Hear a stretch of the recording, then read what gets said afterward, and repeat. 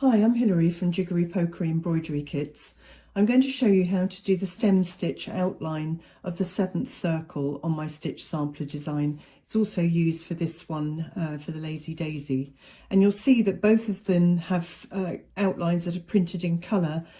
And that's so that if you're getting a bit fed up with stitching by this stage, you can just leave the outlines printed as they are. You could do the outlines in backstitch, or you can do them as I'm going to show you in stem stitch. Because this one is printed in blue, I'm going to actually demonstrate it using orange thread, because obviously with blue on blue it makes it harder for you to see what I'm doing. So I'm going to pull the needle through on to make my first stitch. Keep the thread out of the way. Put your needle back in for the next stitch. I'm going to make these stitches a bit bigger than I normally would, just so that you can see more easily what's going on. So pull the thread through, keep your thread out of the way, because for this first stitch you're looking to bring your needle back up about halfway along between the two threads and pull it through.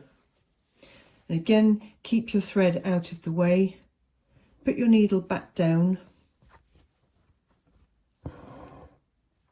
keep the thread out of the way, and this time you're bringing your needle back up at the end of the first stitch that you made. Same again, put your needle back down for the next stitch, keep that thread out of the way, and bring your needle up at the end of your previous stitch.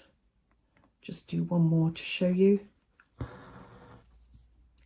Bring your needle up at the end of the previous stitch, and there it goes. And you'll see it's sort of raised. You can see, if I move my fingers around, it's a thicker, more rope-like effect than back stitches, and that's why it's used so often for stems and tree trunks and branches.